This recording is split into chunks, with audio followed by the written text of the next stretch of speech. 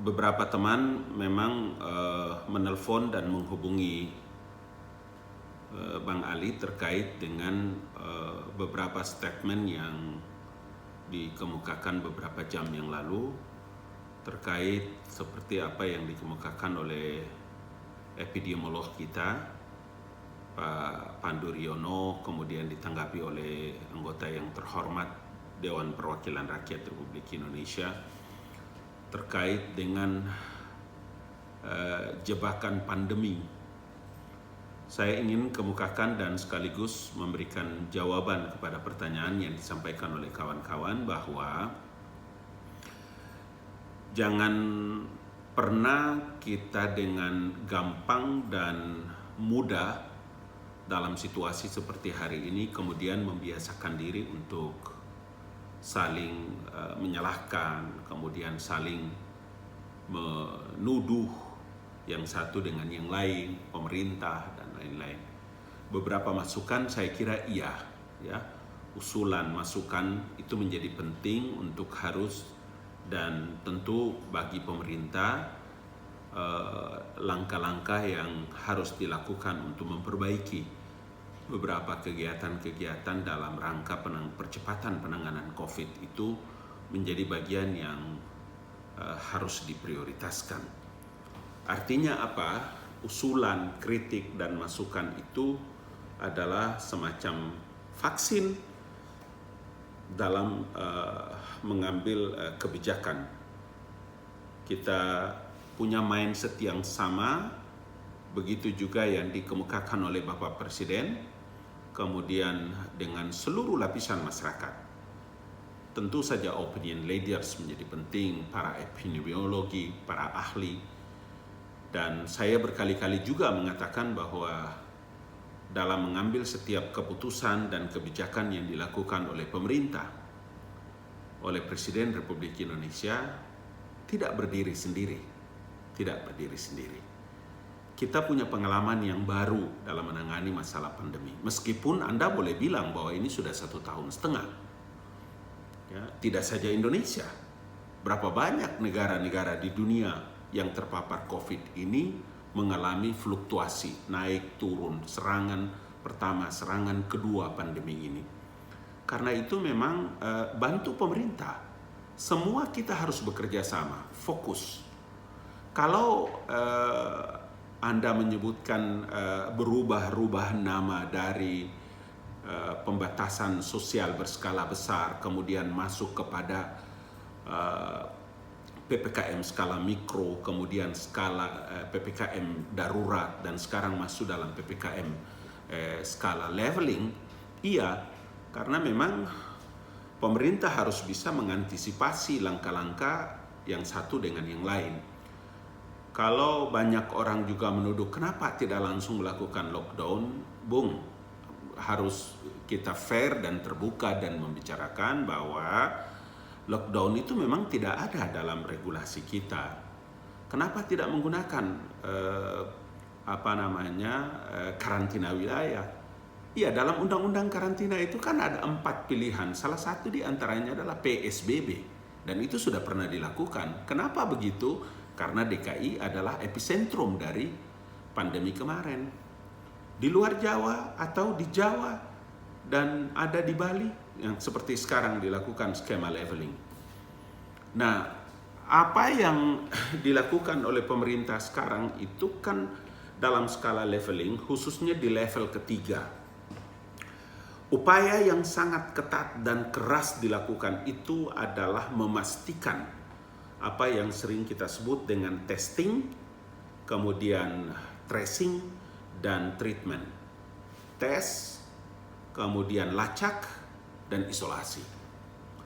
Ini yang memang terus menjadi perhatian. Jadi bukan tidak ada target. Target pemerintah kalau bisa vaksin itu diupayakan semaksimal mungkin di akhir 2021 ini mencapai 70%. Itu artinya 181 juta rakyat Indonesia telah melakukan vaksinasi. Itu target namanya. Jadi bukan tidak punya target. Dari awal Presiden kan mengatakan Karena beliau tidak mau rakyatnya itu terpapar COVID, kemudian lapar, ya kan? Kemudian terkapar karena COVID itu, kemudian seluruh usahanya mandek, kemudian seluruh usahanya tidak berkembang. Maka berbagai perubahan dan langkah antisipasi terus-menerus dilakukan oleh Presiden. Kita tidak pernah terjebak.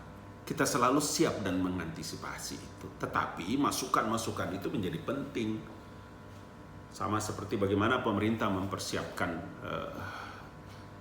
kelangkaan oksigen yang menjadi viral di mana-mana, dan dengan sangat cepat pemerintah menyiapkan.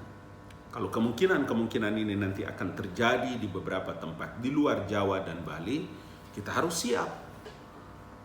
Yang diurus itu manusia, yang diurus itu rakyat. Memang saya tidak boleh menggunakan kalimat dan kata bahwa tidak mungkin satu kebijakan itu bisa memuaskan semua orang.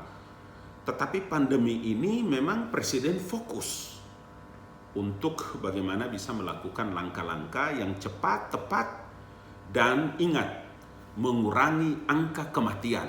Paling tidak mencegah, mengurangi. Itulah sehingga kenapa dari PSBB, kemudian PPKM skala mikro, kemudian PPKM darurat, sekarang skala leveling, semua adalah urusannya adalah membatasi pergerakan sosial, kegiatan sosial masyarakat. Jangan berkerumun, yang biasa mobilitas adalah bisa dibatasi, dikurangi. Pemerintah juga menghimbau, kemudian menyampaikan kepada seluruh rakyat Indonesia, kalau di daerah Jawa dan Bali kemarin pada waktu PPKM darurat, kalau bisa di rumah, mari kita di rumah. Kalau sangat terpaksa harus keluar, maka ingat protokol kesehatan, pakai masker, jaga jarak. Kita mencuci tangan dengan air yang selalu mengalir, pakai sabun, kurangi mobilitas, jangan berkerumun. Itu kan. Pemerintah juga mengeluarkan regulasi untuk ada di rumah, tapi pemerintah menyiapkan semua bantuan-bantuan sosial yang dipersiapkan oleh negara untuk kepada masyarakat yang berdampak langsung dengan regulasi yang diberlakukan. Nah, poin inilah yang menurut saya, monggo, mari kita arif. Kita dengan berbesar hati, saya percaya ketulusan itu ada di antara kita semua. Siapa saja yang memberikan masukan, siapa saja yang memberikan kritik, kemudian dengan memberikan jalan keluar bagi pemerintah, atas nama pemerintah, saya tentu harus memberikan apresiasi yang luar biasa itu. Dan saya kira itu adalah langkah-langkah bijak sebagai seorang yang memiliki kearifan. Saatnya kita bukan saling menyalahkan. Saatnya kita tidak saling menunjuk. Ya, menunjuk sana, menunjuk sini, tapi saatnya memang kita harus berbenah, kemudian kita menyatukan semua kekuatan. Para ahli, para epidemiologi, pemerintah, masyarakat, opinion leader, kita perlu menyatukan kekuatan itu. Kemudian kita harus punya rencana yang sama. Yang dilakukan oleh pemerintah ini punya planning. Tidak mungkin pemerintah tidak punya planning. Tidak mungkin pemerintah tidak punya target. Itulah yang seringkali kami mendapatkan arahan dari Kepala Staf, dari Bapak Presiden, sehingga kepada masyarakat dengan apa yang juga teman-teman wartawan dengan tanggapan ini paling tidak akan bisa memberikan keterangan juga kepada masyarakat, kepada publik, terutama kepada teman-teman wartawan, bahwa apa yang disampaikan tidak semuanya benar.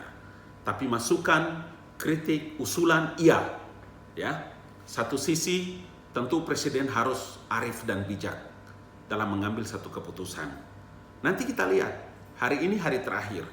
Ya, apa langkah-langkah lagi yang akan dilakukan oleh pemerintah, oleh Presiden, dan saya kira ini adalah hal-hal yang tentu kita tahu, ya.